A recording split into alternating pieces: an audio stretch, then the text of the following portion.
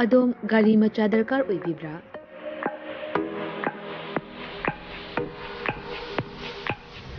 सुपनगी minute कुंथ्रागी मनुंगदा document इचंग चंगदना बेस्पा मदि एप्रिलियागी अपांबा model सिंग सुपनदगी लुपा लिसिंग तरा खक्तंग पुथोकपिदुना लोन ओइना लौबा याबगी खुदोंग चाबा पिजरे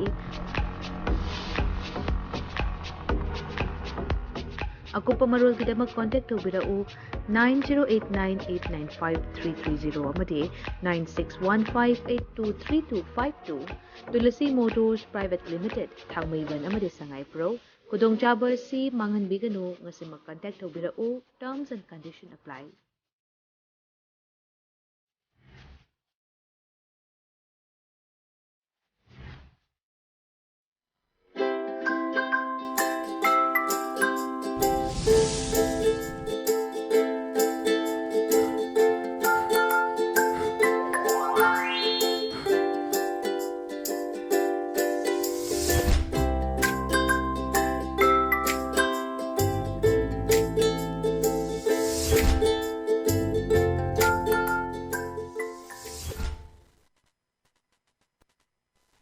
Krumjari ELITETV ki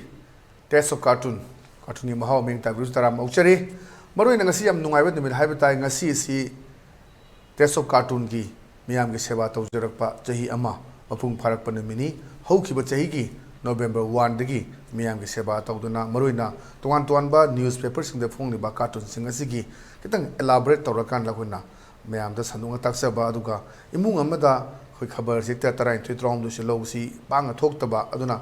cartoon singa sigi nungyo ba wan tok yam da leiba ahuna haina bodoro wahil sama lising amagi mahupudi chamchamba picture amana photograph amana madu wan tok henda lei haidana mayam sang na par modu mahutta koi photo amada pire modu gi magun aduga haiba cartoon se da kuna cartoon hairaga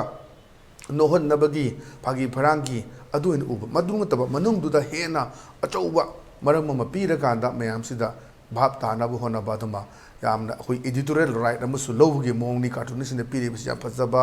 atenba wan kalongi manung da myam da wan thole na madudi yum phom wara kan da khuna miyam ga dongte seba tawjarake na tawjarakpa ngasi si sahi amam phung phare miyam ga thawjal lagi miyam ga support maduna maram wara kan da khoi asi leptana khoi sahi mapung phana ba pathop ngam jabde du marak ta khudong cha da khara dagi khara dmak lepki basu yawi madu da muktadi khoi tarawna khoi yengbi ba khoi punam mang na pi ni aduna ngasi si khoi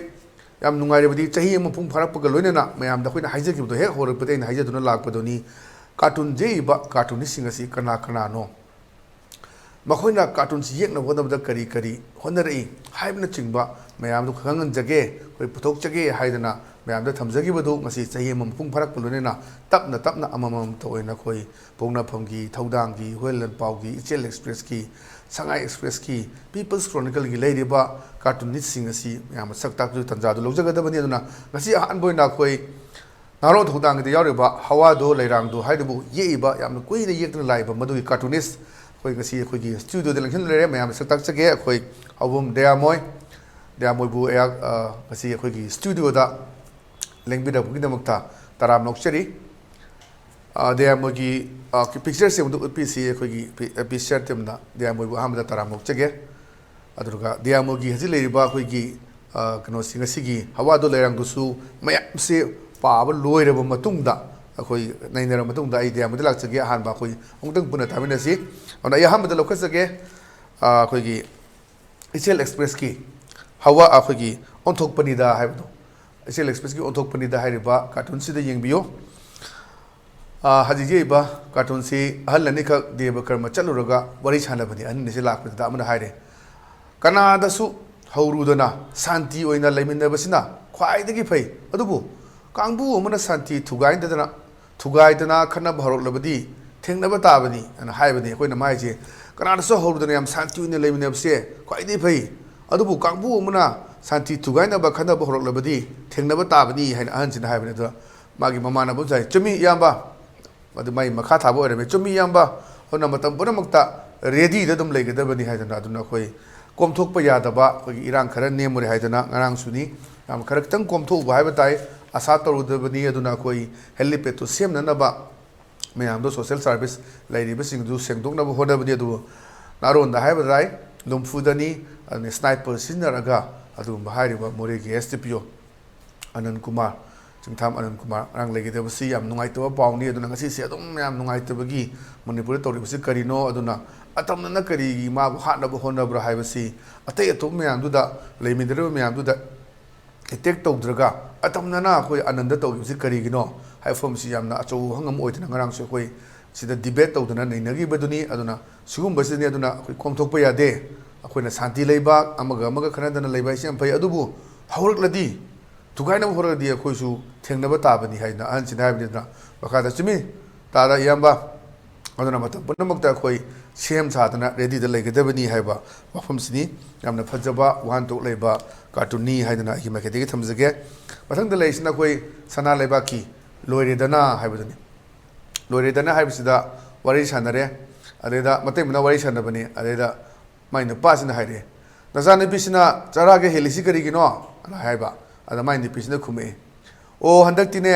ꯃꯤꯁꯀꯨ ꯊꯣꯛꯇꯣꯏꯅꯦꯅ ꯐꯤꯒꯔꯒ ꯁꯦꯝꯃꯨꯔꯒ ꯇꯧꯗꯕꯁꯤꯗ ꯑꯋꯥꯕ ꯐꯣꯡꯗꯣꯛꯂꯤꯅꯦꯅ ꯉꯁꯤꯁꯤ ꯑꯩꯈꯣꯏ ꯀꯨꯀꯤꯖꯣ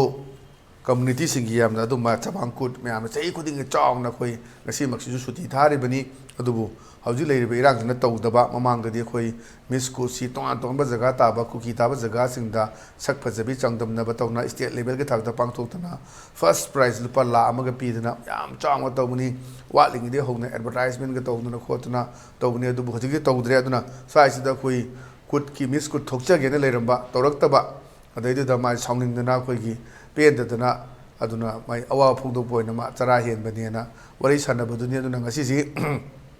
ꯅꯠꯇ꯭ꯔꯒꯗꯤ ꯉꯁꯤ social ꯃꯤꯗꯤꯌꯥꯁꯨ ꯉꯥꯏꯔꯦ ꯃꯌꯥꯝ ꯑꯃ ꯂꯥꯎꯅꯕ ꯑꯗꯨꯒꯤ ꯀꯨꯠꯀꯤ ꯑꯗꯨꯝꯕ ꯃꯦꯁꯦꯖ ꯄꯤꯕ ꯋꯤꯁꯦꯁ ꯄꯤꯕꯅ ꯄꯤꯛ ꯊꯟꯒꯗꯕꯅꯤ ꯃꯗꯨ ꯉꯁꯤꯃꯛꯇꯤ ꯑꯣꯏꯗ꯭ꯔꯦ ꯑꯗꯨꯒ ꯃꯤꯁ ꯀꯨꯠ ꯊꯣꯛꯅꯦꯅ ꯇꯧꯕ ꯃꯆꯥꯅꯨꯄꯤꯗꯨꯅ ꯇꯧꯔꯛꯇꯕꯗꯨꯗ ꯊꯋꯥꯏ ꯅꯨꯡꯉꯥꯏꯇꯅ ꯆꯥꯔ ꯍꯦꯜꯂꯤꯅꯦꯅ ꯐꯥꯒꯤꯁꯨ ꯐꯥꯒꯤ ꯑꯣꯏꯕ ꯑꯗꯨꯒ ꯉꯁꯤꯁꯤ ꯀꯔꯤꯝꯇ ꯇꯧꯗꯦ ꯇꯣꯉꯥꯟ ꯇꯣꯉꯥꯟꯕ ꯃꯐꯝꯁꯤꯗ ꯑꯃꯠꯇ ꯄꯥꯡꯊꯣꯛꯅꯗꯦ ꯑꯗꯨꯒ ꯄ꯭ꯔꯦꯁ ꯂꯤꯁ ꯀꯔꯤ ꯀꯔꯥ ꯊꯣꯛꯂꯛꯄꯁꯨ ꯑꯝꯇ ꯎꯗꯦ ꯑꯗꯨꯅ ꯁ꯭ꯋꯥꯏꯁꯤꯗ ꯅꯆꯥꯅꯨꯄꯤꯁꯤꯅ ꯆꯔꯥꯒꯤ ꯍꯦꯜꯂꯤꯁꯤ ꯀꯩꯅꯣ ꯍꯥꯏꯅ ꯃꯥꯏ ꯅꯨꯄꯤꯗ ꯍꯪꯕꯗ ꯑꯣ ꯍꯟꯗꯛꯇꯤꯅꯦ ꯃꯤꯁ ꯀꯨꯠ ꯊꯣꯛꯇꯣꯏꯅꯦꯅ ꯐꯤꯒꯔꯒꯅꯦ ꯁꯦꯝꯃꯨꯔꯒ ꯇꯧꯗꯕꯁꯤꯗ ꯑꯋꯥꯕ ꯐꯣꯡꯗꯣꯛꯂꯤꯅꯤ ꯍꯥꯏꯗꯅ ꯌꯥꯝꯅ ꯐꯖꯕ ꯑꯗꯨꯝ ꯃꯁꯤꯁꯨ ꯋꯥꯍꯟꯊꯣꯛ ꯂꯩꯕ ꯀꯥꯔꯇꯨꯟꯅꯦꯅ ꯊꯝꯖꯒꯦ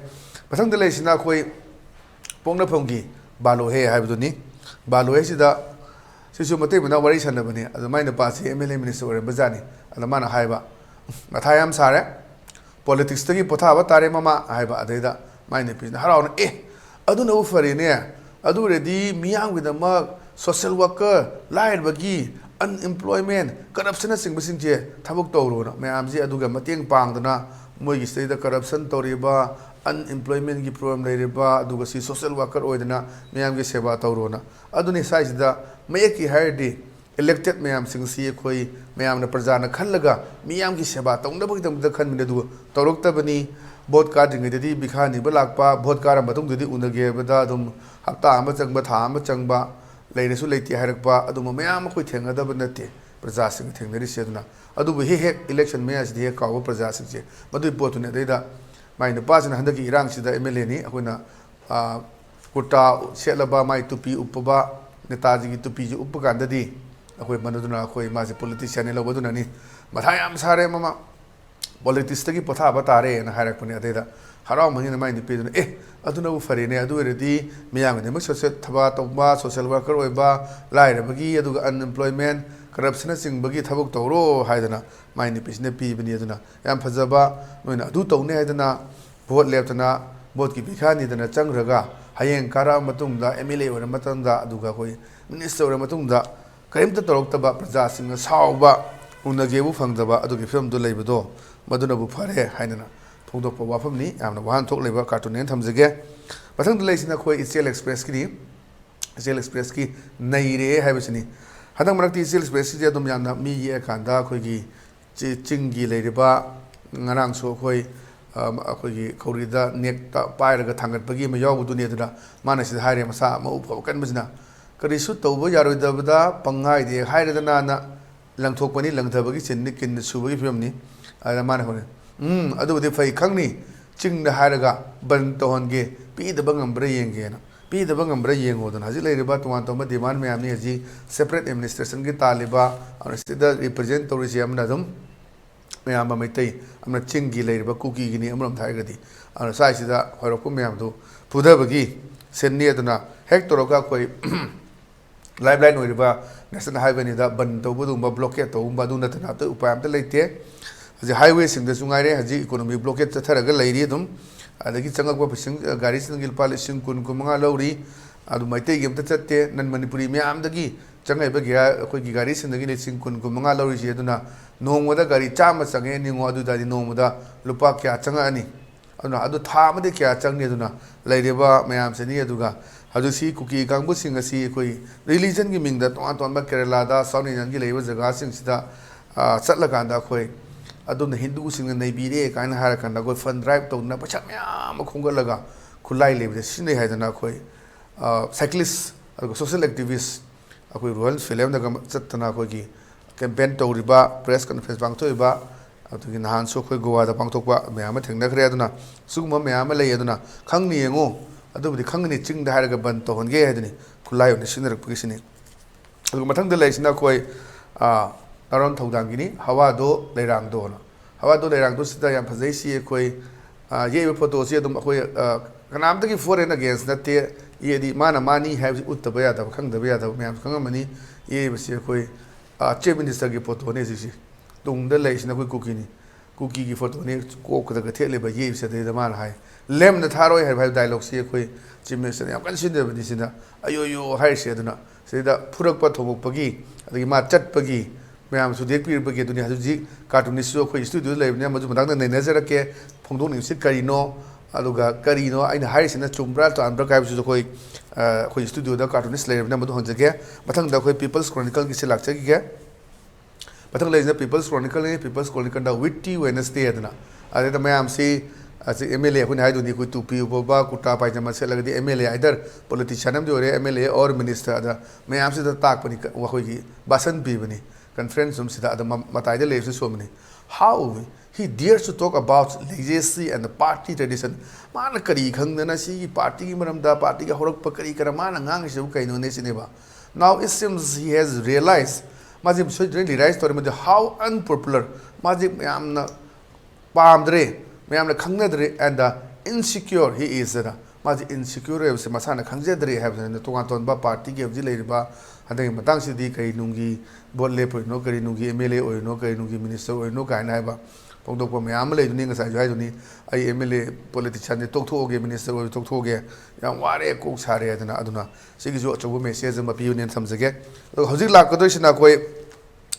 ELITETV ने संदोक्चर बादुम बा चाहिए मफु फरक बा टेस्ट ऑफ कार्टून की चाहिए मफु फरक पछदा कोन हाइजे की मतुंग इना बिहाइंड द सीन लेबा मयामना दुम खंगबीदना लेबा अदुगा खोय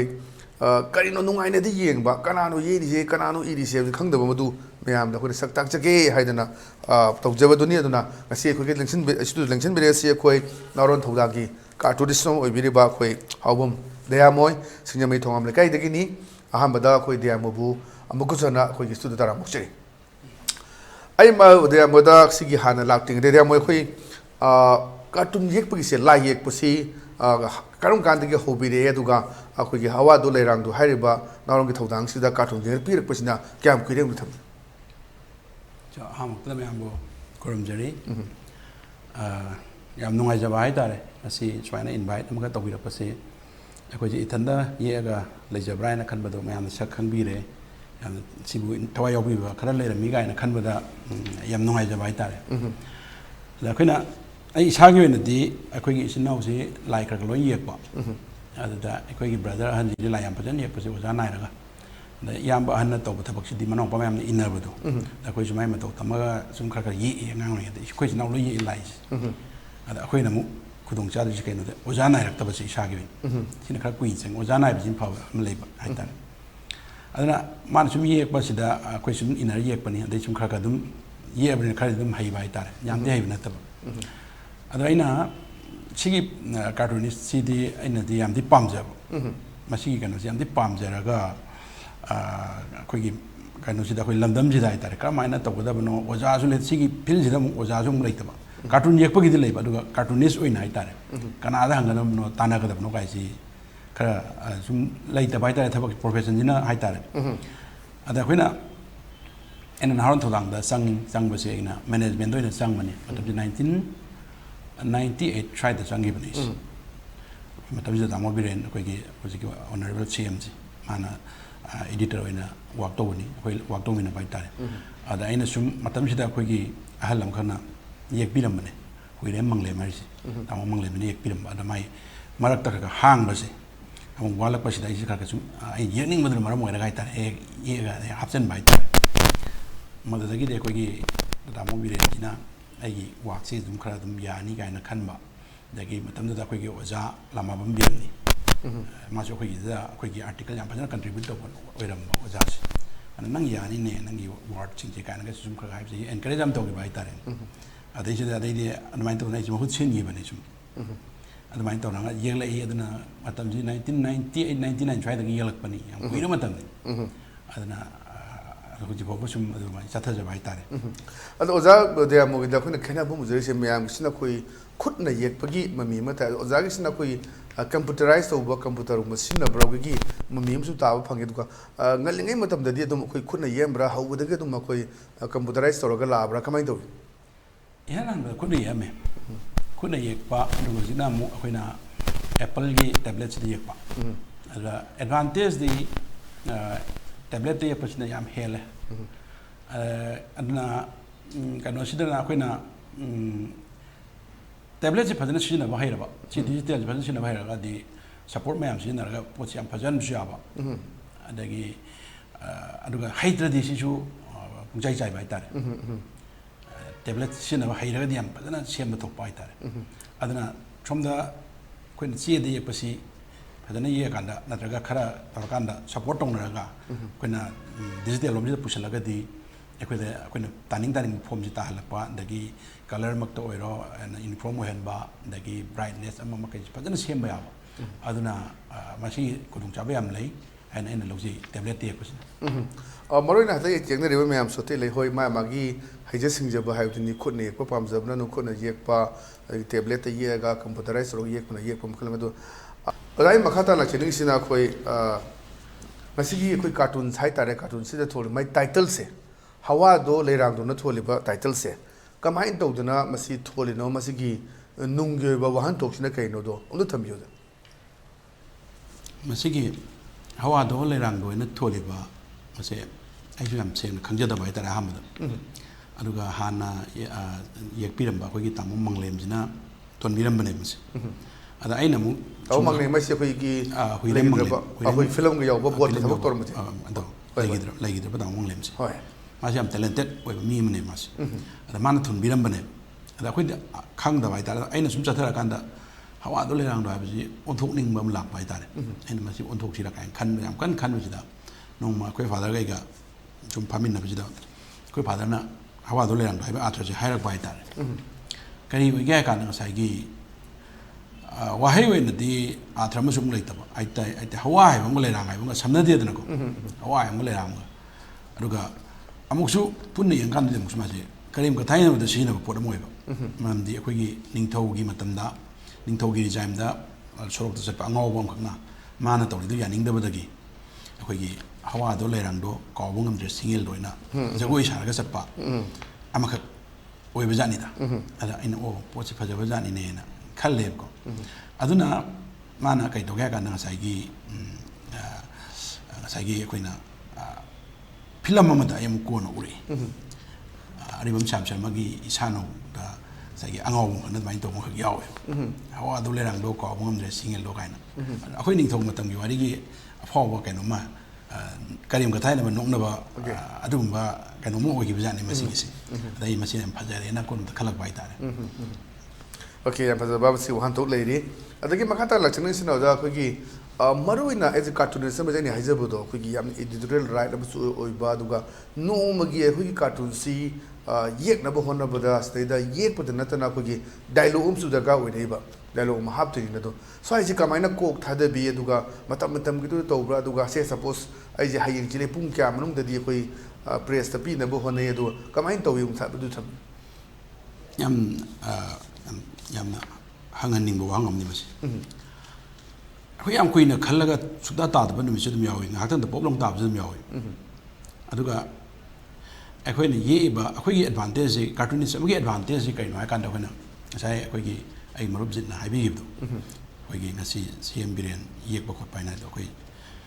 ꯍꯥꯏꯕ ꯃꯇꯝꯗꯗꯤ ꯃꯁꯤ CM ꯕꯤꯔꯦꯟ ꯃꯥꯟꯕ ꯍꯥꯏꯔꯒ ꯑꯗꯨꯝ ꯍꯥꯏꯕꯅ ꯍꯦꯟꯅ ꯅꯨꯡꯉꯥꯏꯗꯧ ꯃꯥꯟꯕ ꯍꯥꯏꯇꯥꯔꯦ ꯃꯥꯅꯦ ꯍꯥꯏꯔꯨꯔꯒꯗꯤ ꯑꯃꯨꯛ ꯆꯥꯔꯖ ꯇꯧꯔꯛꯄ ꯌꯥꯕꯗꯣ ꯍꯣꯏ ꯍꯣꯏ adna madhugi advantage ne bakoi lawri ma manba wahi dun support to sineba akoina adu poblong tabu sineba wahi aduni da akoina aina yesi malabra natra aina yesi poblong tarbra hai bisineba yang lura idi aina phom tare na mina tadradi sineba aina audience ta puthok tringai da mayam da publicity to tringai da aina han adu khaloba ta adu dum yaw engonda yam yaw akoina yam kanna khaluraga fajarani khaluraga mayam bhab ta da basi yam yaw bai tare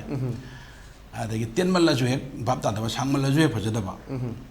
yaw bai tare aduna aisi kaim kan da in to basi aina yek palur kan da aigi chanu pi aigi wife aigi chan pada si kai haino ila laina ma kai her ki yenge na moi pop nok ta brai do dalong ke si bra dalong na eta khang bra si yam ru aina yengi sangeng mu ka moi na hai o ga ha ga pe ta ka nok thora ga di o bhab tar ma le si jo me yam dum bhab tar ni kai si khang bai tar adu mai na tawi aduna adum masi matam gi ekoi marum pang sing tinaba maroina editorial khara sum yengba editorial pa ba dagi kaino gi discussion award kasi khara yenga di wakhan ju hena thoi matam gi tar adu thanda sum le laga di masi jum pangan thok tab su yaw he tar adu ni ekoi na smaina nomo gi kamai tro panjam pi ga da ge si sini da ekoi na smai jum hona jabai tar marun na khoi haina bale na khoi gi saireng eri ba ka bi sing su khoi gi ama gi khoi gi kai der mai bi lai tu mu ga chap man he dana khuta khuta ningak pa adagi khoi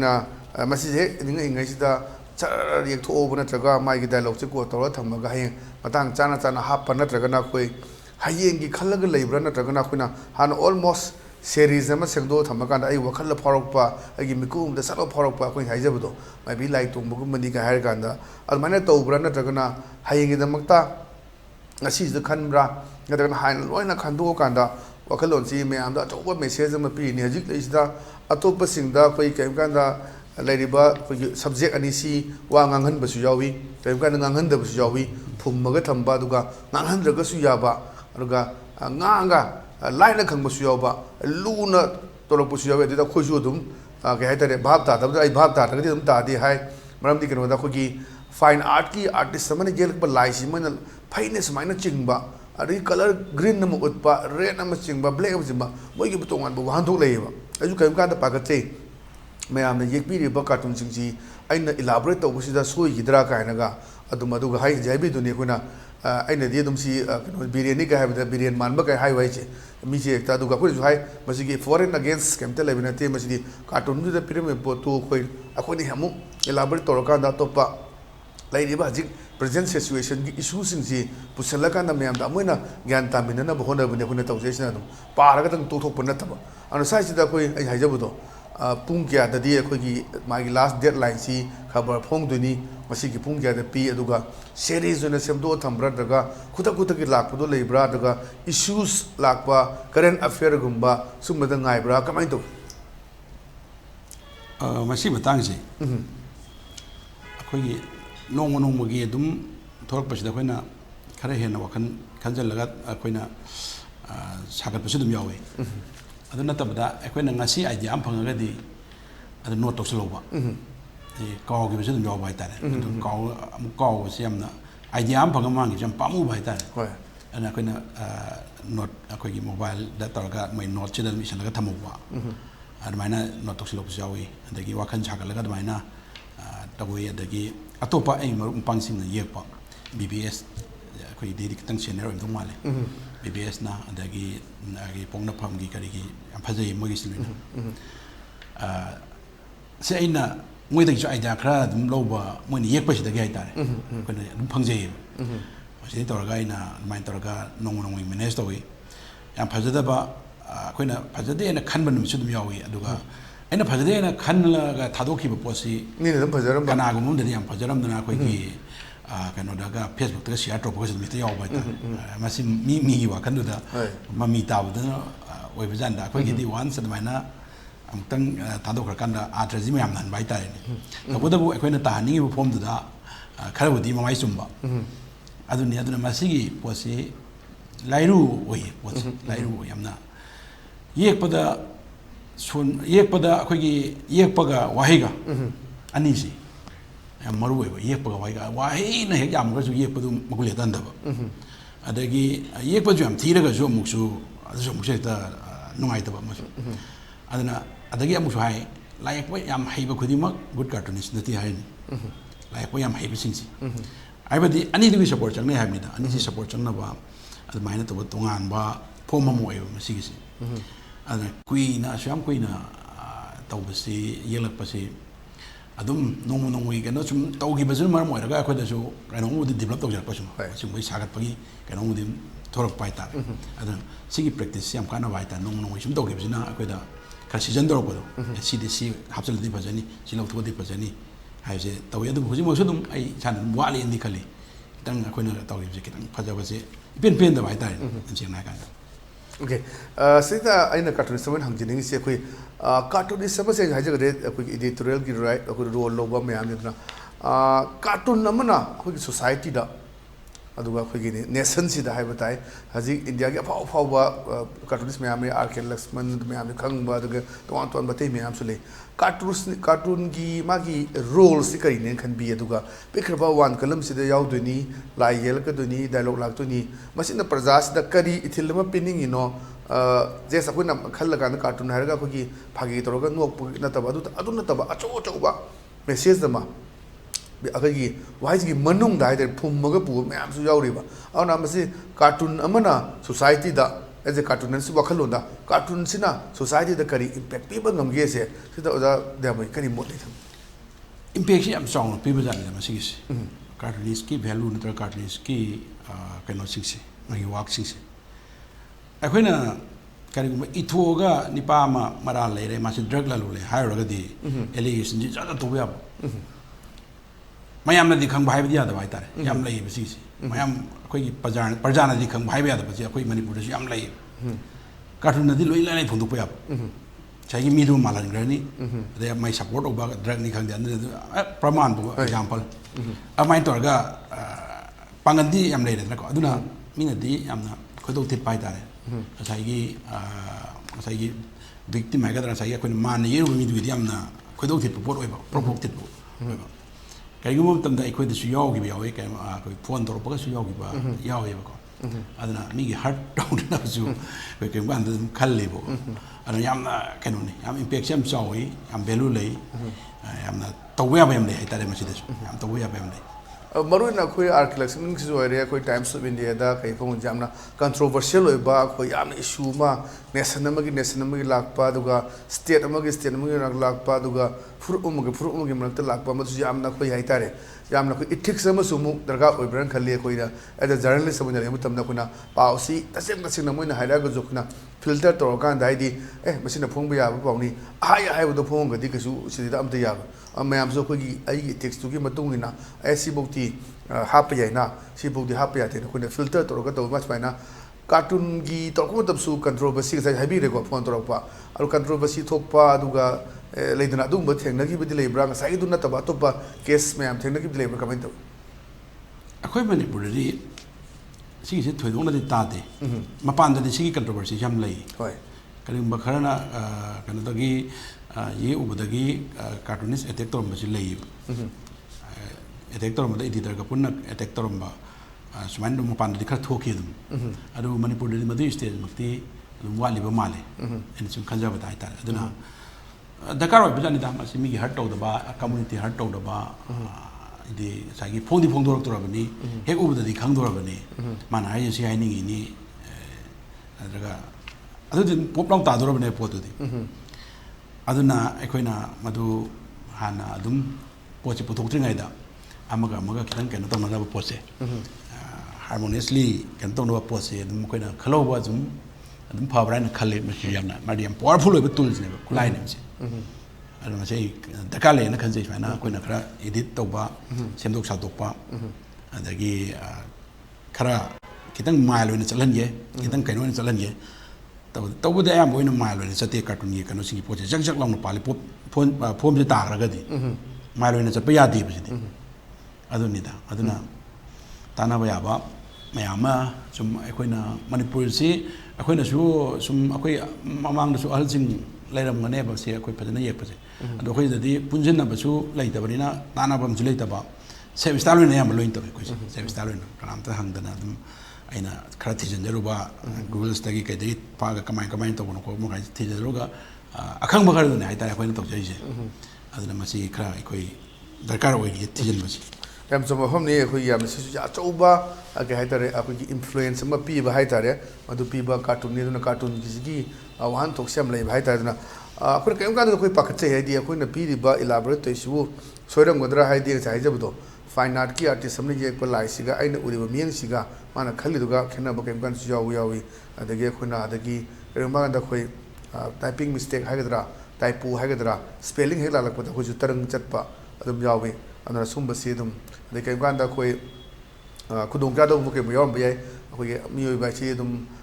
anai yaw ba khoba kai to ngam da na khoi hanjil la kutum yawi hai tare repeat lak pa du de khoi na dum masidi pa gra ni na man du masidi hapro si kai na dum lokthok pale ada jang se lak chen ni jinga si da khoi hawa do lai rang si da khoi na lem na tharoi ayo yo hai sini lem na tharoi ba dialogue si khoi kana na sin da ge zum khang le re adum hai chai do khoi na man ba adum khoi na hai ba masidi kanam ta gi foreign against na ti madi warau da no warau na da na ba phai hai ko warau na ga di mu adu di kem na to ngam roi adu ga sai gi khoi gi freedom of expression ko adu ga man le ri ba khoi gi freedom le ri ma am sing si khoi speech me am si le tra ga di adu gi mu adu di mu democracy le ta ba kem ta da wan to le ta ba le nga adu ga ama oi do ni na sai si da khoi ure sai na ji dunia do ai na to jabu da do ama se ku ki mali hai do ni le ri ba ye ba da ga no sina da lem na tharoi ayo yo re ma suna kan da khoi gi khong shop pagi hai tare ngakhal pair ga leire aduna sai sida uning na ozana pining ba message ai ja haije duga kari khenna ba lei duga ozana pining ba kano sida message na ba miam de pining message na kai no dum thambi khoi ai marup jit na hai bi gi chap chan dum tai adum chap chan tai adu na ngai ja si poplong ta ba dum aina dum phaujei adana sai gi aina la le habdina ta ba sai gi advantage akogi kano do man ba ga sin na si hoi man ba ga sin na mana duni da choi bi na te sai gi kano duni akogi safe play ai ta safe side akogi safe side ne ko safe play to bai ta re aduni da adu ta ne do masi aduni mana ngasi gi kano je ngasi cartoon je ai mahi ya le na lokjo bai ta re haidi maram di kano da koi lema tharba dialogue si kana na yam sin ge si koi loin khang social media da kari da du 15 ga su ada ye be lai magi audio film ada ga du ne asi bendias ga yetna uche ka pa tarang chale aduna mana pinning si laure ira na traga kari no khoi su ekdam confuse pa yauri ada se kari no sai da kitang amu ge na more detail am da oi bi hai ge to hai budi am hurt to kan da massage am sum chokchal la kan da su dum mina di attack sum to ra kan da amana lem tharo he na dum to ra ga dum lai gi bu aduni da se na ga de mana lem tharo ji dum hai di hai ba massage sum chokchal lak pa attack tok chal lak pa mana sum so ga dum lem tharo he ga sum lai ko phibam do adu thong do ko ni hai tare yam ngai je da moi ngasi lengbi rak tana du ba khoi gi ELITETV gi test of cartoon gi adum ba chahi mum phung pharak pa hauki ba chahi gi November 1 dagi akhuna mayam gi seba toroga lakche bani adum khoi marak ta khuju anai ye or pa duga technical gi error lei budai su marak ta dum le pa dum jaw ye dum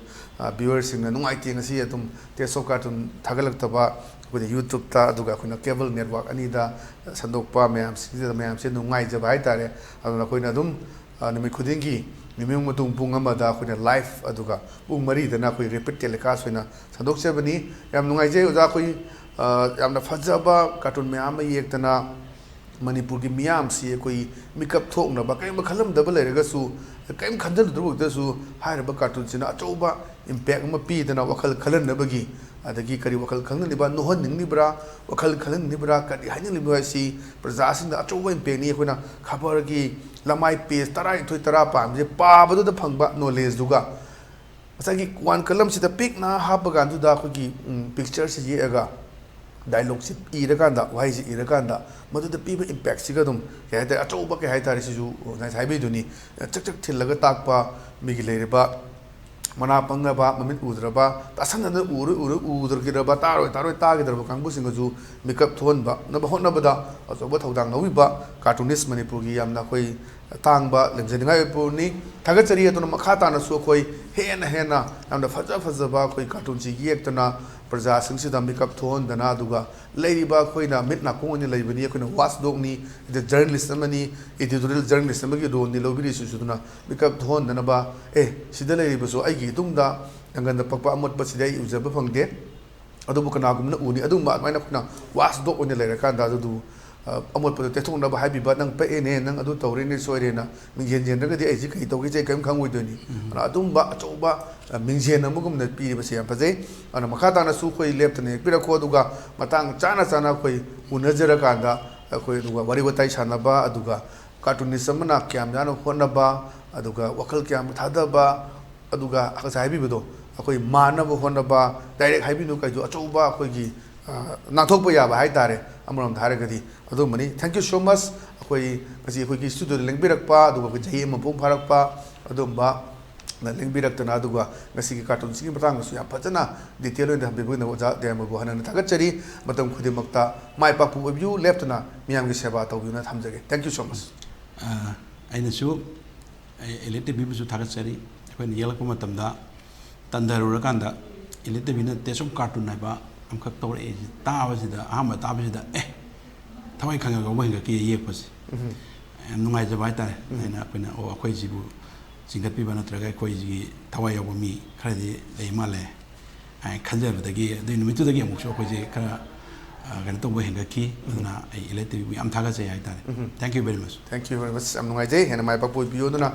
ngasi gi dum ba ELITETV gi test of cartoon mahau matang isolation jage mayam daina haije boduni leptana ngasi khoi miyam gi seba tawjarakpa chahi mapung pharak ba loirena khoi behind the scene leiriba mayam na di dum khangbi draba duga achoba thodang gi loriba mayam sing leiriba khoi se sanga express ki ontokpani gi leiriba BBS adu atei leiriba balu hegi yeiba mayam sing ngasi khoi unara kanda makhona kamaina tawba kari khanba makhoi gi batongan mo wakhalo leijaba duna khoi leiriba current issues mayam su khangdaba yaraktaba do suma mayam su yorpa mayam do khoi nena kana puna khaminaraga hena adumba cartoonist single loriba role aduna haijabne pangi da choba controversy thoktana se koi india gi wang da leba to pung india ta uma ake laxman kai si mayam ne khangbi duni masai ubada masi nu pa se mane yekpa cartoon je gana mage tabagi mana chatlaga mage design ni le se aduna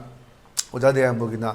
computerized to ba aduga khoi BBS agina mai tongan ba khoi uchek wayas nga saitha ba yek pa sum yam phaja ba yam leiri aduna bio sing left na domo khoi ELITETV gi te so cartoon yang le view hai ba cartoon sing se mathang munau nai na pujar aka na moi wakhalon when power ba kari mayam na kari message pin ha ba thamjage na ngasi gi di ELITETV na dumba sandok chaba te so cartoon gi mahau atang solution jage mayam su feedback suggestion dum pibiro kari toruga di hena phajagani hai dana dana mayam dagi khoina hek horak padagi aina haije duna lak paduni leiriba cartoonist sing se soidana amamam toina khoigi viewers sing dai sak tak jage khoi wakhalon thamjage ha bu ngasi de khoi adumba naron thogdangi hawa do leirang do ha bu gi cartoonist soiriba khoi adumba khoi ko ja dea moi habum dea moi sinyami thongam le kai degini ma ko unajaraga mayam da pauda mate ama thamjagre leptana hena phaba ko cartoon sing phajaba sing khanbiro mayam na sidi yamna phasei khai bu su koida message adum feedback adum habiro ko gi the email address woni he laga leje baduni ko info@elitetv.in da dum natraga ko gi whatsapp number 8415875251 natraga 9856236124 sida mayam adum message amne feedback pibiro hena phajaba cartoon phajaba do koina madugi mayam ne pam du oira kana mayam sing thogan na ba koina angamba khudol am tu ju piraga mayam ne piri message gi adumba oina ja khoi gi mabu koina ikai kumna jabu chapasu hongdok chage haibum thamjarga nasigidi kaine ne be thangni jari pinebis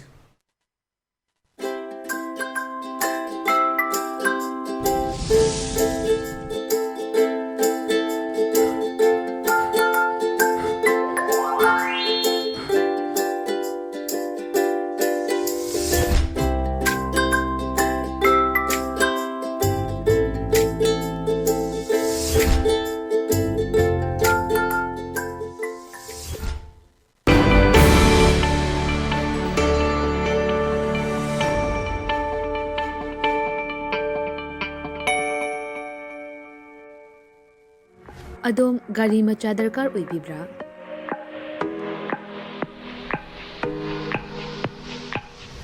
Supnagi minute kuntragi manungda document ichang changdana Vespa amadi Aprilia gi apamba model sing supna dagi lupa lising tara khaktang puthok piduna loan oina lawba yabagi khudong chaba pizare.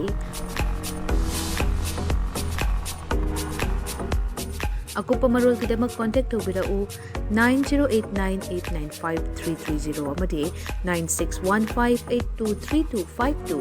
Tulasi Motors Private Limited Thangmaiban amadi Sangai Pro khudong chaba si manghanbiganu ngasi mag contact tawbirau terms and conditions apply.